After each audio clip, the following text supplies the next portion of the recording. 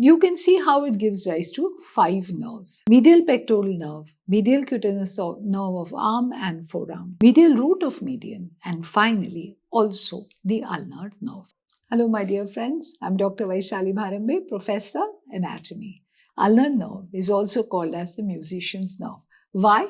If you want to find out, come, let's study the ulnar nerve. So let's begin by addressing the part 1 formation. So we are at the brachial plexus and you can see how the anterior divisions of upper and middle trunk form the lateral cord. All posterior divisions form the posterior cord and the anterior division of the lower trunk forms the medial cord. Focusing our attention on the medial cord, you can see how it gives rise to 5 nerves. Medial pectoral nerve, medial cutaneous nerve of arm and forearm, medial root of median, and finally also the ulnar nerve. Let's go to course and relations. So now here's the section through the axilla, and what you're seeing is the ulnar nerve, which is the branch of medial cord brachial plexus, lying between the axillary artery and the axillary vein, slightly more posteriorly placed compared to medial cutaneous nerve of forearm. So here you are seeing the ulnar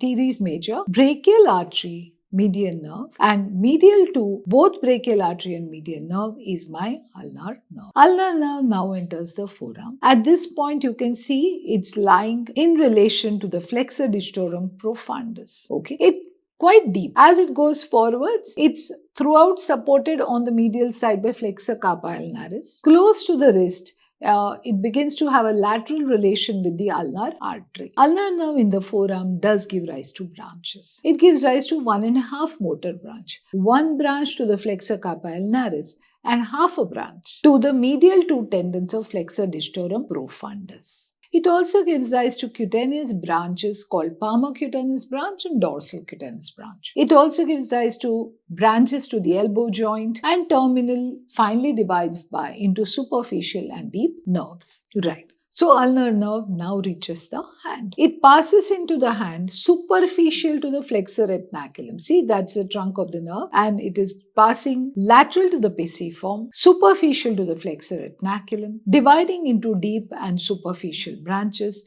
Throughout, laterally it has a relation to the ulnar artery. Right. Very simple line diagram of ulnar nerve. When you look at it like this, it's very easy to remember. So most of the intrinsic muscles of the hand are extensively used when you're playing musical instruments like violin. And that is why your ulnar nerve is called as a musician's nerve. So that completes our ulnar nerve. Thank you. Bye.